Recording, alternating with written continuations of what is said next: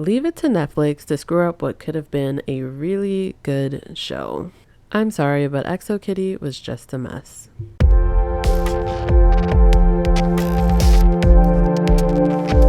So I was a huge fan of the To All the Boys movies. I watched all three, and I loved Kitty in all of them. I was so excited when she got a spin-off because during the movies, she really didn't get to shine at all. She was very much a background character, which makes sense. I mean, the movies weren't about her, but when they announced that she was going to be front and center in this show, I was like, finally, we get to see more of Kitty's personality. Yet somehow, even though the show is named after Kitty, I feel like they focused on everybody else's storyline except for hers. Let me explain. So the show basically starts out with Kitty finding a box of her mom's old stuff and learning that she went to a Korean boarding school named Kiss. This so happened to be conveniently the same place that her long-distance boyfriend, Dae, goes to. Dae and Kitty have been doing long distance for a few years, which is more than impressive for teenagers, given the fact that at my big age of 29, I tried to do the long distance thing and I tapped out at about 6 months. But like most long distance couples, the distance becomes a pain, and Kitty uses the information she learned about her mom to convince her dad to let her go, by saying she just kind of wants to feel closer to her. After her dad agrees, she then has the brilliant idea to just randomly pop up to school and surprise Dae. And let's just say it went as well as when Couch Guy got a surprise visit from his girlfriend. YouTube won't let me play the sound, but imagine flying to see your boyfriend and he doesn't immediately jump up and give you a hug. And the girl that he's sitting next to just happens to slide him his phone. Very sus. Wait, Kitty, I need to tell you something. This is Dae. The person you were telling me about in the car? Yeah, my boyfriend. Dae really said, so I creep. Yeah, just keep it on the down low. No, but for real, I would be super pissed. And she is. Kitty is of course heartbroken and embarrassed by the situation. People in the school basically see her as a stalker. No one wants to talk to her. So she's contemplating leaving school altogether. Here's where I initially thought they were going to go with the story. From what we were given in the first episode, I definitely thought they were going to go in a different direction of the show. I thought she was going to pretty much try to thrive in Korea, learn the customs, get ahead in school because she does fall behind at a certain point, and maybe fall in love with like one other person or have some type of tension. But that's not the way that they went at all. Even the entire thing about finding more about her mom kind of fell flat through the entire season. We get this very lackluster back and forth between her and Dae. Dae as a character is honestly extremely boring. Watching him is like watching paint dry. They basically don't give us much of a reason to root for this ship. We do, however, get a backstory about the alleged cheating. Basically, the entire plot point here is that Dae decided to be in a fake relationship with Yuri because he needed money for school, and that Yuri is a closeted lesbian that basically needs her parents to believe that she's straight.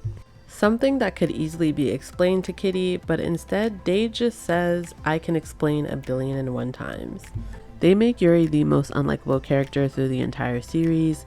She, for whatever reason, sabotages Kitty at every turn, even though she doesn't have real feelings for Dae. Yuri is constantly selfish. Her and Dae form somewhat of a friendship, but even then she still puts her feelings before his. For example, stealing the necklace that Kitty gave to Dae, threatening to get Kitty expelled for staying in the boys' dorm, which she does because of a screw up in the admin office and the fact that her roommate is a creep. But even after all this, they have Kitty fall in love with Yuri, just literally based off of the fact that she was nice to her when she was drunk.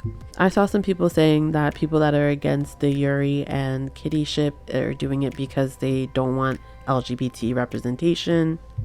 But in fact, it is because it is a poorly written story arc for the characters.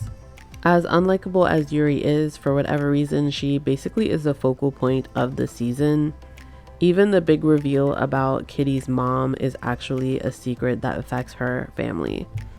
So basically throughout the entire season, Yuri's mom was being sus about the fact that Kitty and her mom were actually friends in high school. It turns out she was hiding the fact that she was pregnant in high school and gave up a baby for adoption that nobody knew about.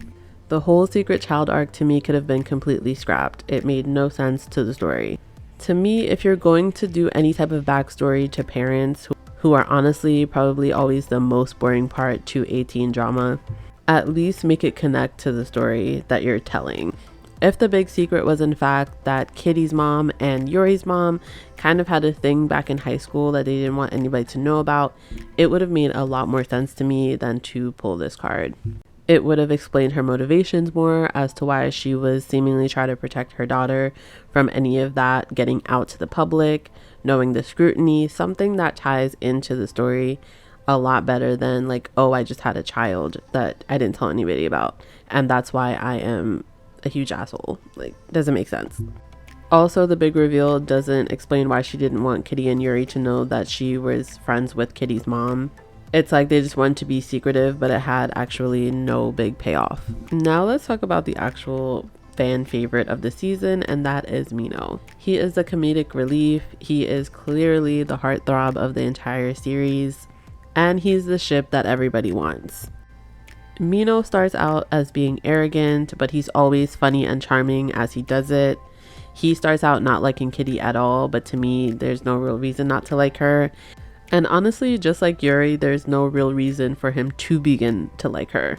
They have this moment where they end up cooking for a holiday, and somehow all of the quirks that he found annoying in Kitty just magically turn to adorable to him. And I don't know if you guys are counting, but this is ship number 3 for Kitty. And absolutely none of them were well written. There's no real reason for Kitty to have this many people interested in her. Her personality is kind of non-existent throughout the season. She just kind of goes from obsessing about one thing to another. First it's about her and Day, then it's about her mom figuring out her secret, and then lastly it's kind of about obsessing about Yuri. I think where they messed up the most is having way too many characters that we were supposed to care about, including following Kitty, Day, Yuri, Mino. We were also supposed to care about Kitty's friend Q, Q's boyfriend, 2 teachers, and Yuri's mom. Like, it was just way too much going on for a 25-minute runtime. I do hope that somehow they're able to salvage this in season 2, but as for season 1, I just felt it was extremely disappointing, and it made me feel like we could have done without this show altogether. But what did you guys think about XO Kitty? Let me know in the comments. Also remember to like this video and subscribe if you haven't already. Thanks so much for watching, and I'll see you guys in the next video. Bye.